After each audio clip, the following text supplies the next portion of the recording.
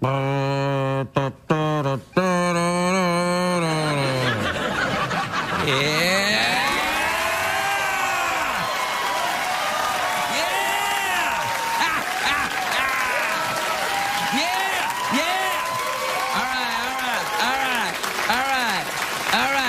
it down. Keep it down.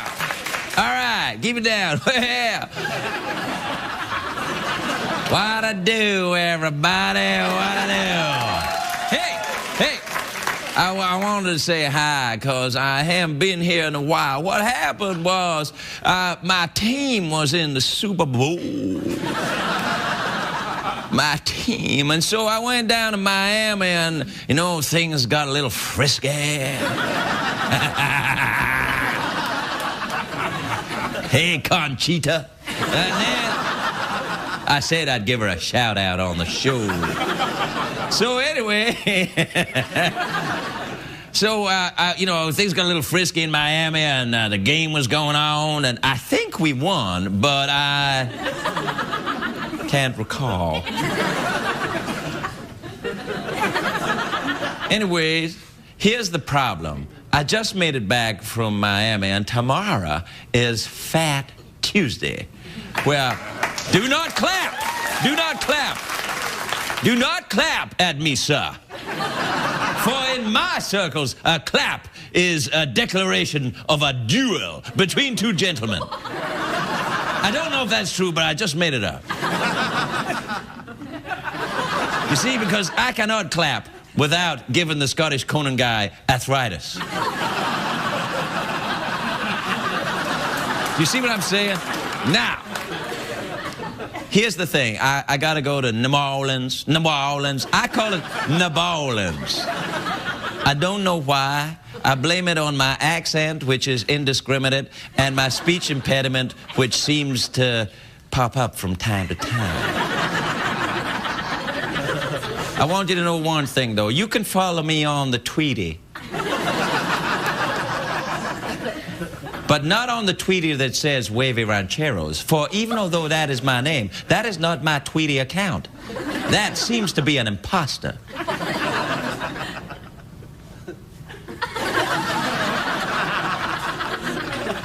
Follow me on Craigie Ferg. 'Cause I ate him. I didn't eat him. I might have done, I can't recall. Yeah. It's going south pretty quickly, this whole thing. But that's good, though, you know? I mean, because if this part really sucks, the rest of the show might look a little better for a change. All right, everybody. What to do?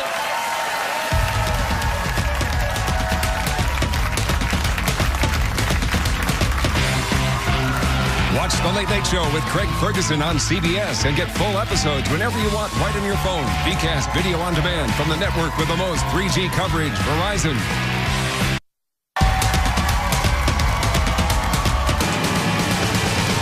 It's hard to stay up, it's been a long, long day, and you got the Sandman at the door. But hang on, leave the TV on, and let's do it anyway. It's okay. You can always sleep through work tomorrow, okay? Hey, hey, tomorrow's just your future yesterday.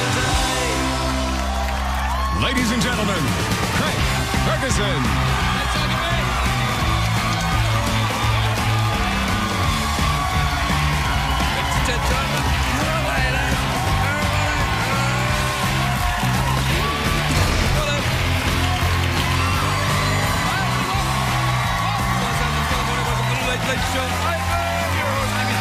Thank you. It's enough, thanks. It's enough. All right. Well, thank you. That's really enough. Thank you, everybody. Please sit down, relax. Take the wee. Yeah, take the wee things. What I don't want. Take the wee things in your pants and sit them down on a chair.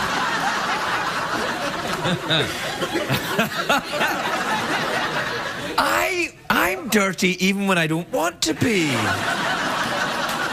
It's kind of like like I'm sort of not. It's a great day for America, everybody, yesterday. It is a great day.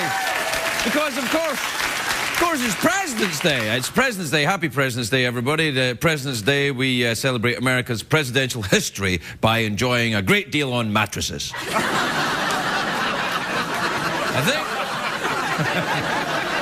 I think it was President Kennedy who said, "Ask not what you can do for your country. Ask what you can do to get quality goods at discount prices." That wasn't very good impersonation of JFK. It was kind of like if JFK had been a robot, that would have been. Ask not what you can do for your... Do you know there's a congressional candidate in Missouri and he's saying that allowing gays in the military could strengthen Al-Qaeda? And I'm like, and how exactly would that work? How does that work? Oh, they dance better than me and they know how to accessorize. I'm very, very angry. It's time for jihad. Also, scientists today are saying that being bored can actually be bad for your health. You should probably change the channel. Anyway, it's not only a great day for America, it's a great day for Canada. Up in Vancouver, the Winter Olympics are in full swing. Canada won their first gold medal for the men's freestyle mogul skiing. It's the first time they've won a gold in their own country. So congratulations, Canada. Well done. Well done, Canucks. Our northern neighbours. I was in Canada a few weeks ago, and not everyone up there is happy about the Winter Olympics, because putting on the games is expensive. It's costing the Canadians like $1 billion. Well, $1 billion Canadian dollars. It's like $40 or something. No, I'm kidding. Well done, Canada. Congratulations. I love Canada. I like it. The time I spent in Canada was great. The people there are delightful, and they're friendly. It's probably because this show doesn't go out in Canada. Actually, it does. It does go out in Canada. That's how polite and friendly they are. They knew who I was, and they were still polite. Oh, look, it's that late-night douche, eh?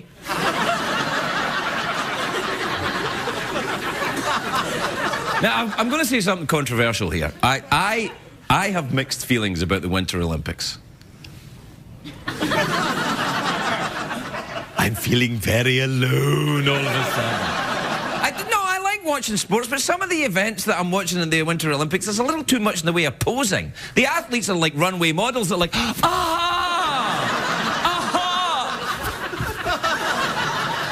think they can't decide whether to spend their time training or picking out their outfit. I mean, look at this guy. Look, come on! I mean, I know he looks fabulous, but come on! I know he trained for years at a shot at Olympic glory, but I have a hard time taking an athlete seriously when he's dressed like Lady Gaga. That's what I'm saying. That's what I'm saying. It's just me. It's not him. Do you know what I can't understand as well? How the skiers can stay warm wearing these spandex catsuits. Freezing? These things are paper thin. To go skiing, they wear what I wear to go jazzercising.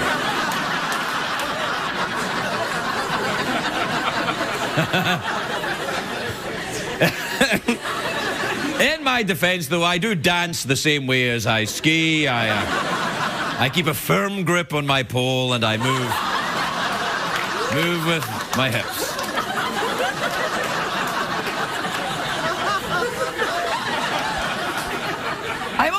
I must be honest, I'm a little bit sceptical about some of the events because the judging seems a little bit arbitrary. It feels like the judges just... The judgeums? Yeah, the judgeums. I call them the judgeums.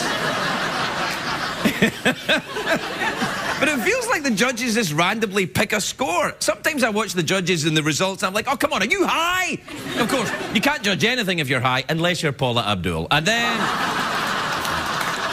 Close the place. So anyway, last night I'm watching the pairs figure skating. Do not judge me, bitches. Do not.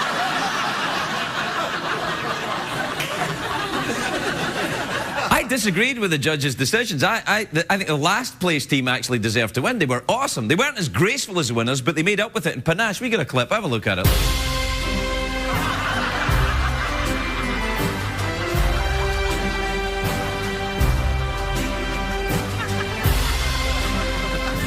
I don't care who you are. That's awesome.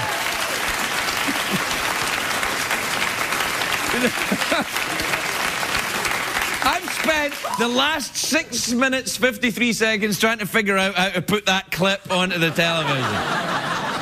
And see, I think it looks lovely, those little... You know what that reminds me of, these little chimps doing that? It reminds me of coming home from pubs in Scotland during the winter.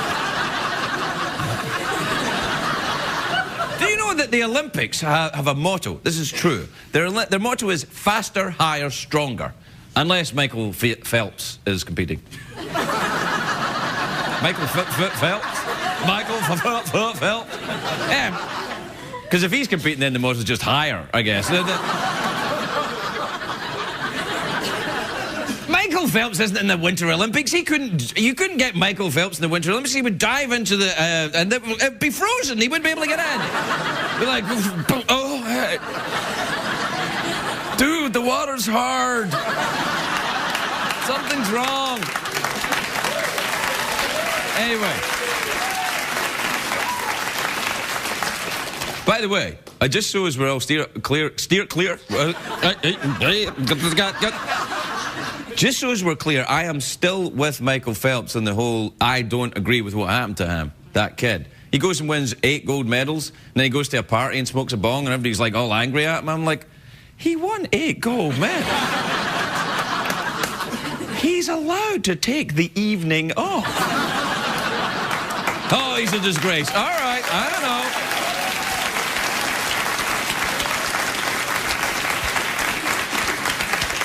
I look forward to your letters. Anyway, look, if we don't agree on that, there's one thing we can all agree on. And I think that's that in the Winter Olympics, the worst sport ever is curling. Come on, it's like bowling, but with stones on ice. And a guy sweeps in front of the stones so it doesn't, I don't know, it doesn't get dusty or something. There's nothing worse than dusty stones. That's true, actually. There is nothing worse than dusty stones. I found that out the hard way during a sandstorm in Albuquerque. We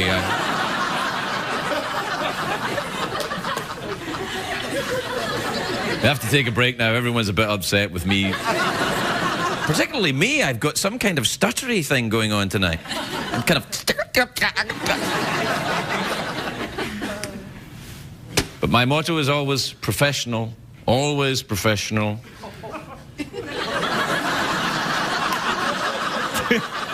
That's my motto that I just made up. I think it's good. Do not clap. Because I'm trying to figure a way of getting to the commercial break in the most awkward manner possible.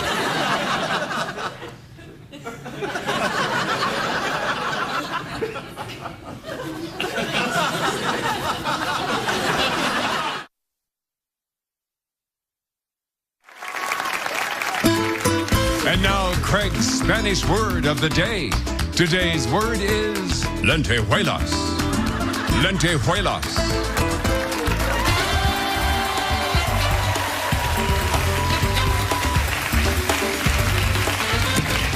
Welcome back, everybody. Welcome back to the big Winter Olympics extravaganza we're having tonight here at the show, where we celebrate all things Canadian by being polite and a little bit reserved. Hi, how you doing, eh?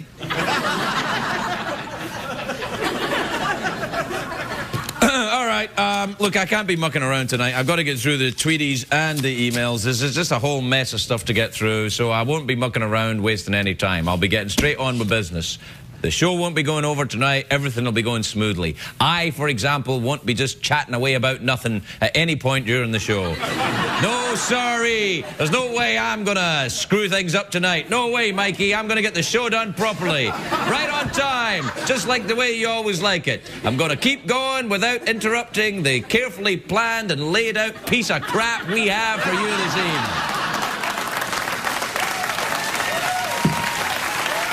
Yep. Does this suit look a bit big on me? It feels a little boxy. Sorry, I don't have time to talk about my boxy suit.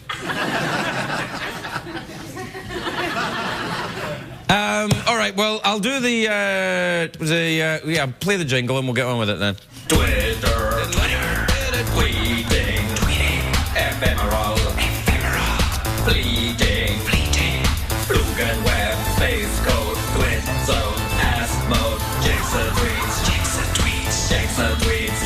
tweets, und also E-Mails.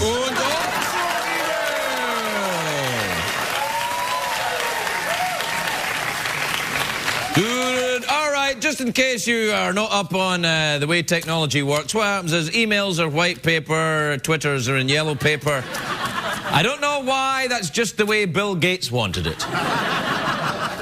All right, this is a Twitter from Megan Hollister, who says, Craig, I am 16 and I was thinking about getting a tattoo on my wrist. Do you think a wrist tattoo would be a good first tattoo? See that? See that there? That's on my wrist, that tattoo right there. You see it? No, we've only been working here 5 years. How could you possibly find my wrist? Come on. There you are. What about there? What if I do it there? Over there. See? The thing next to my head. Zoom in on it. That's my wrist. Right, now, the thing is about getting a tattoo, this goes all the way up, round, and right onto my pee-pee, but it doesn't. But this is not a good place. The wrist is not a good place to get your first tattoo because, especially this very close down near, because it's very, very painful. You know it's going to be painful when all the big guys in the tattoo parlor come around and they go, all right, to watch you getting your tattoo. Then you know it's going to be bad. But you are 16 and you're a girl, so I'm thinking maybe now's not the time. Don't you have to be 18 to get a tattoo anyway? I think you have to be 18 to get a tattoo, so you're going to have to wait 2 years to get a tattoo. And then when you do, I suggest tramp stamp first. And then... Because it doesn't hurt back there. It doesn't hurt. That's where I get my first one.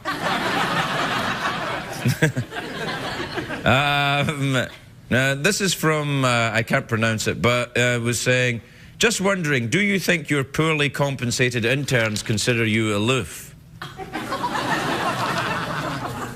This is from one of the interns, isn't it?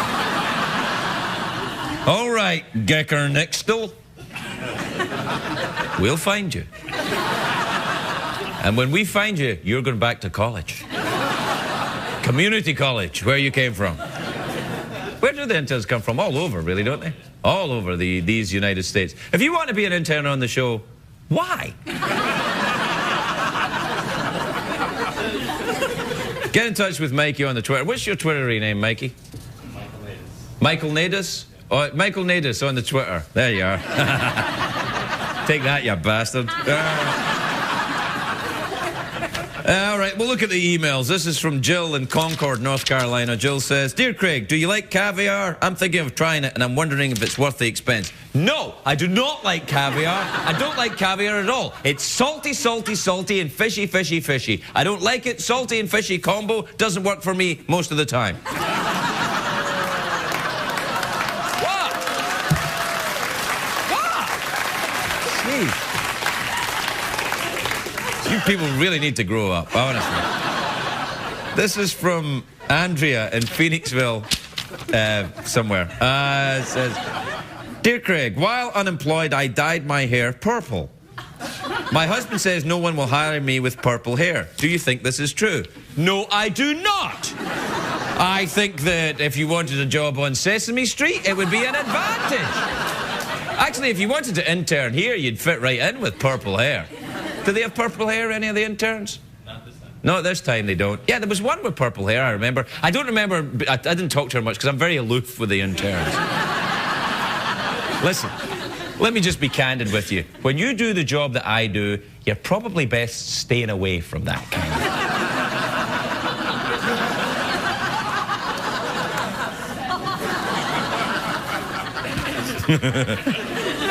We can cut that out.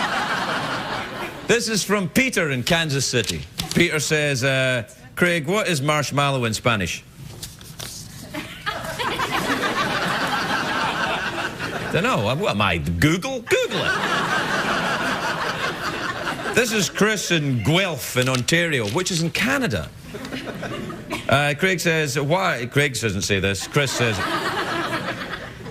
Says, Craig, why isn't it normal to wear turtlenecks to bars anymore?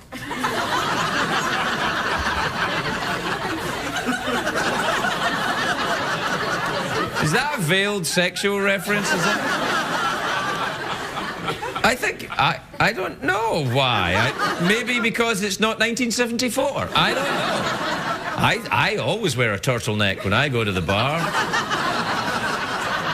But then again, I'm European. I think you know what I'm saying. Yes! Just never had it done. Wasn't popular in Europe back then. That's why I never got into porn. Well, when I say I never got into porn, I meant never appearing in porn.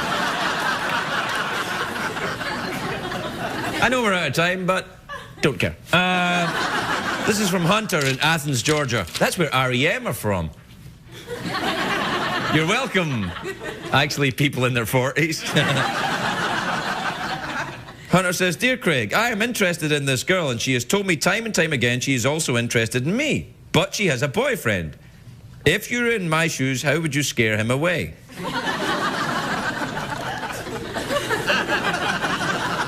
Scare him away? You'd scare him away like in Scooby-Doo when you pretend there's a ghost at the theme park or something? Well, what they would do in Scooby-Doo is you would set up a projector, and then when he comes by, it would look like there was a ghost and some area was haunted, and then he would go away, and then... I don't think scaring him away is the problem. I think dealing with this tramp that's playing the both of you that's the problem.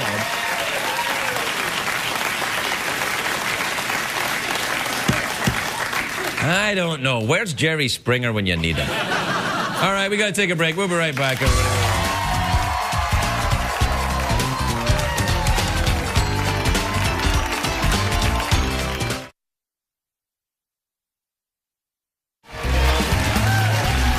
Welcome back. Quietly, everybody. Look, does this... I know you probably can't see because of the lighting, but is this suit a bit boxy? I feel a bit boxy. I think it should be a double-breast... I should start wearing double-breasted suits. Double-breasted suits and turtlenecks. Welcome back to the show, everyone. I like this. I'm going to walk around like this from now on. I can't do it. I can't keep it going. My first guest tonight is an Academy Award nominee. Really? I'm clearly slumming it here, then. He's Academy Award nomination for A Single Man, which is in theatres now. Please welcome the adorable Colin Firth, everybody. Colin.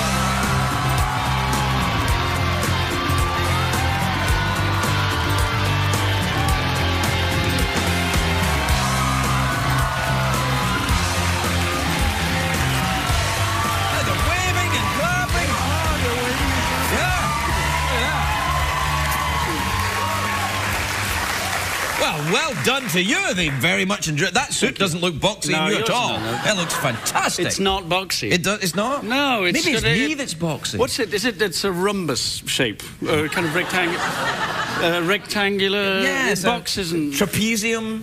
You know what? I think an overly streamlined Scotsman would be very dubious. Yeah, I'd be suspicious. No one wants to see a streamlined Scotsman. That way madness lies. You don't want to get drunk that fast. No. How are you? Congratulations on getting nominated for an Academy Award. That's like an Oscar, isn't it?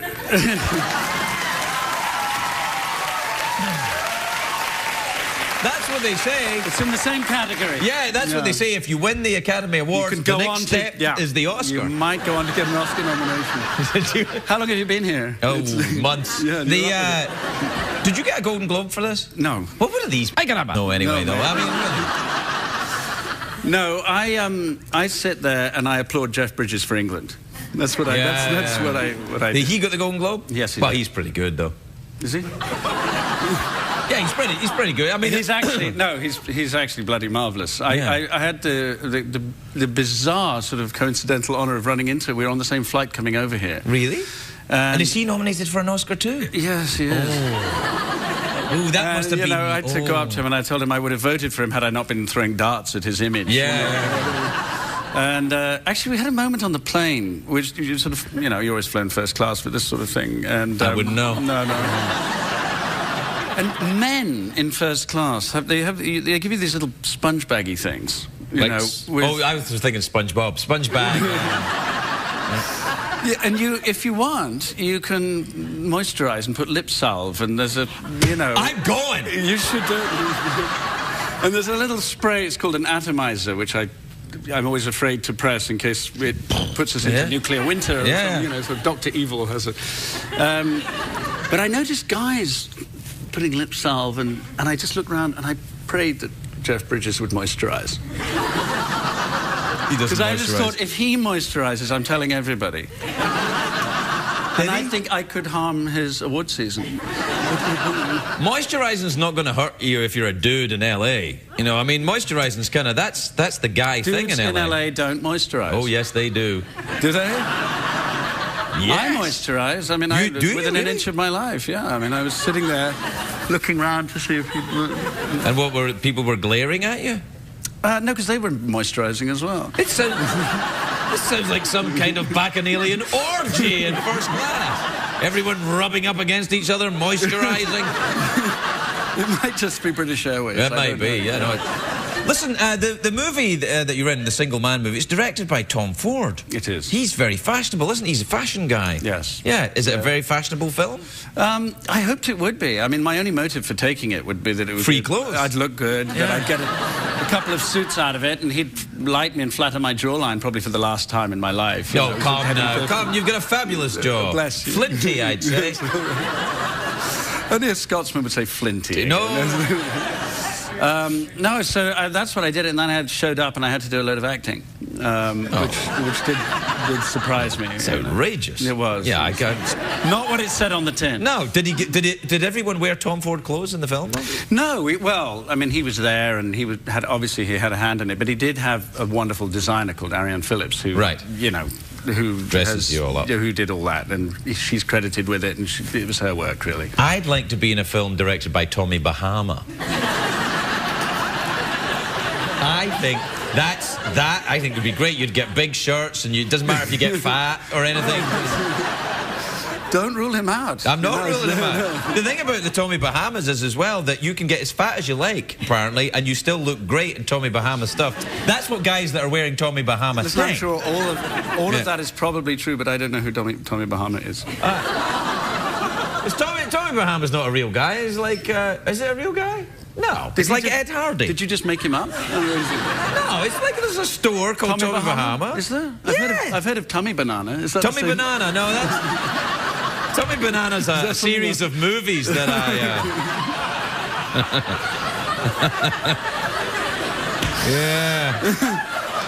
Yeah. You did get into porn. I did get into porn, yeah. I did. Do you enjoy pornography? Do you watch a lot of porn?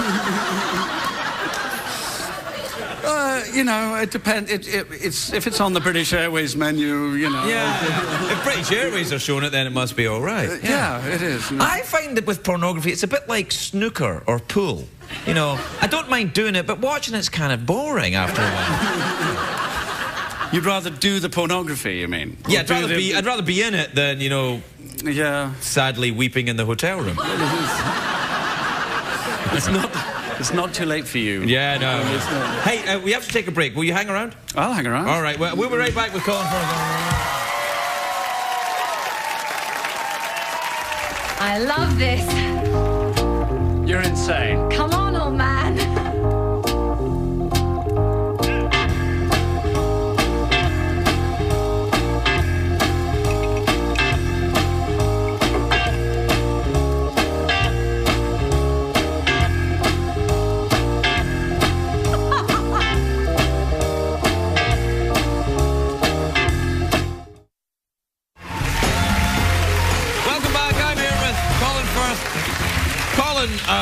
Colin, you're very English. How's that? How's that going? It's I find it difficult. Yes, yeah. You know, it's basically the default state of the Englishman is embarrassment. Scottish people too. Scottish people, yeah, embarrassment and rage. Yeah. We have rage too. You know, the people have rage. No, but we've actually we conducted the empire with a sense of embarrassment. Right. You know, we've sort of apologised our way through India and sort of North Africa. I don't know if that's quite how they remember it. There was a formal they made on, you know, we didn't apologise in the native tongue. But, right, you know, yes. Nevertheless. All right, sorry everyone, you all get over there right now. No, we felt very uncomfortable about disemboweling people. Yes, yeah. Hey, it's a long time ago. Shut up. No, what's interesting is you were talking about the Olympics just now. Right. I don't know, we have this way of winning things. All the events that the English won were sitting down. Have you noticed that? Rowing, cycling, sailing, they're all things that involve the art of sitting down. That's true. It is, isn't it? I actually am drawn to flying. I like to fly airplanes, and I like to do that because it's sitting down. That's right. We don't like to stand up, do we? It's tough on your legs after a while. It is. Listen, I mean, when I did the Tom Ford film, yes. Is there a lot of sitting down in the film? There is, and some standing up and some lying down. Well, I can't wait to see it. Far too active for me. But the getting in shape challenge, because Ford sort of gently suggested that it would be okay if I decided to get in shape. Right. And the first thing I went to buy, it was funny, I went into the sports shop and all these weights looked far too heavy. Yep. And I bought a mat. Quite an expensive one. I thought, this is for exercise. This is good. I need something comfortable to get in shape with. I took it to my room. I lay down to do some sit-ups, and I woke up 2 hours later. That's fantastic. Yeah. No, it's perfectly acceptable to do sit-ups without the mat. You can just do them if the room has a carpet. It can sometimes, you know, exfoliate your back at the same time. No, but I'd miss my mat now. I take it wherever I go. And really? You know, do you do the yoga? No, I sleep on it. Sleep on the mat? Well, what do you do then? You do sit-ups and it works. Lift I wake up with perfect abs. It's quite a... Really? It's just sleeping that... You should do a video. I should. Yeah, the Colin Firth sleep your way to health.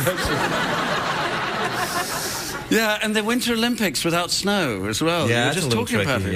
Well, I think I'd prefer it, really, because the snow makes you go too fast. Well, I think the idea is to, you know, pick up a bit of speed on the way down. That's... I don't like that. Well, you could do it sitting down. What was the motto? Faster, higher, stronger, something like that, you know. You see, I think I would go for a little bit slower, lower. Yes. And sort of in touch with my feminine side. On the way down. Now, you say that like you are in touch with your feminine side. Are you in touch with your feminine side? And what does that constitute, being in touch with one's feminine side? It constitutes a lot of effort going into trying to get in touch with my masculine side. Because lately, I mean, I've done an ABBA movie. You know, that doesn't... But that was great. That was a great movie. I loved that movie. The Mamma Mia with the... And when Pierce Brosnan says in that movie, "I see you kept my bagpipes," I laughed for a week.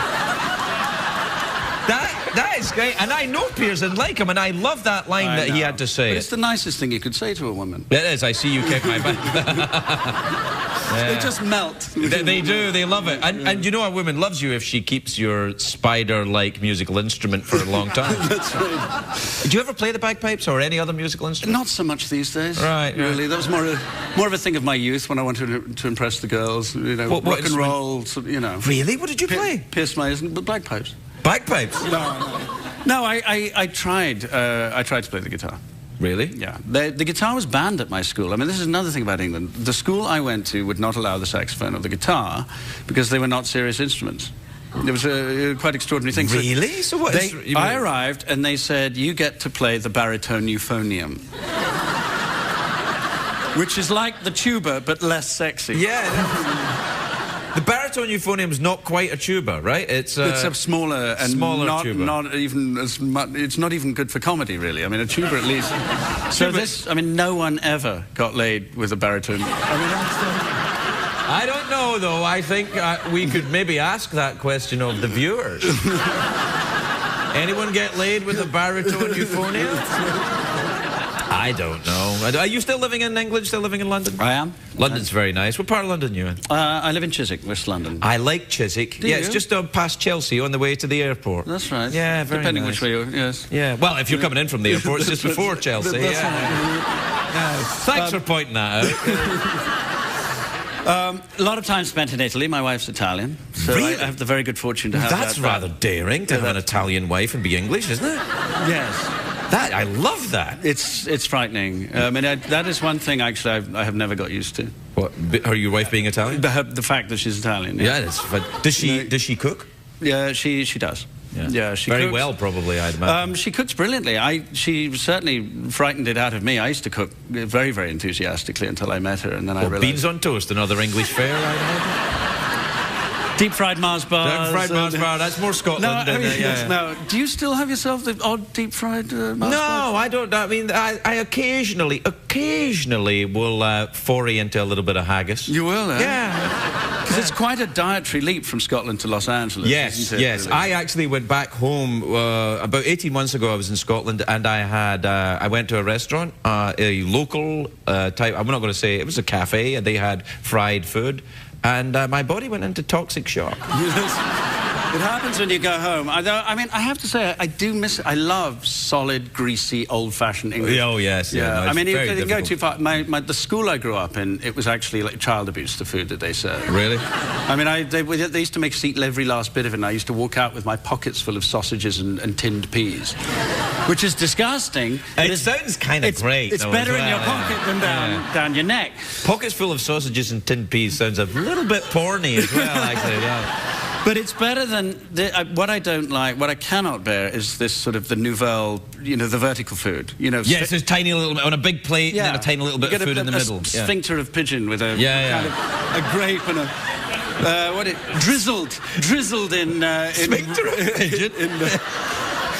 You know how to live with your moisturising and your pigeon sphincter. Go. Live in the dream, sir. I'll tell you how about English catering. I'll go soon, don't worry. You're going to have to in a minute. Yeah, we're out of time. No, English catering. Working with Tom Ford, one of the things that was easy is the catering in this country is absolutely fantastic on a film set. Oh, yes. You can eat healthy stuff and it still tastes good. This is how bad it is in England. This is a long time ago. It's got better. I just did a movie and finally the level's coming up now. Timothy Spall, English actor. I know Tim, yeah. They had to make... There's a scene where he vomits. Yeah. And it'd be very difficult to make Tim Spall vomit. Come on, be fair. I've seen things that could easily make Tim Spall vomit. Pigeon sphincter. Yeah. He had to be covered in vomit, and the props department cooked up this stuff, this vomit for him. And I tell you, it was the best thing compared to the catering. The entire cast and crew were queuing up with their bowls. Another vomit. A bowl of Timothy Spall's vomit. You can actually get that in a lot of restaurants in LA now as well. I'll have the Spall vomit, please. Colin, we're out of time. Listen, good luck at the Academy Awards, and then who knows, maybe on to the Oscar after that. The very lovely Colin Firth, everybody.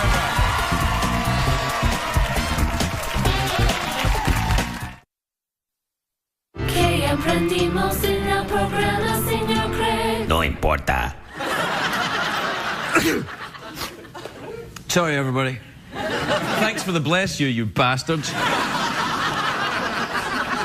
Now, on other shows, of course, when someone sneezes, you stop and start again. But we can't do that because we're live. I'd like to apologise to Amanda Righetti. I talked for a very long time to Colin, who was charming. What a lovely, charming man. Wasn't he nice? Yeah. So, and he's hoping to win an Academy Award, and then maybe after that, an Oscar. So, my apologies to Amanda Righetti. She'll be back sometime later in the week.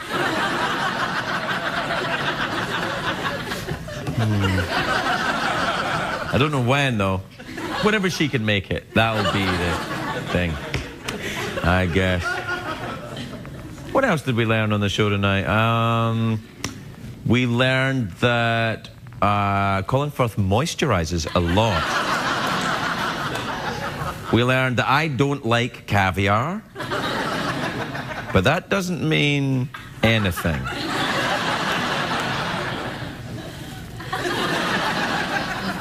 And we also learned that my tattoo goes all the way around to my pee-pee.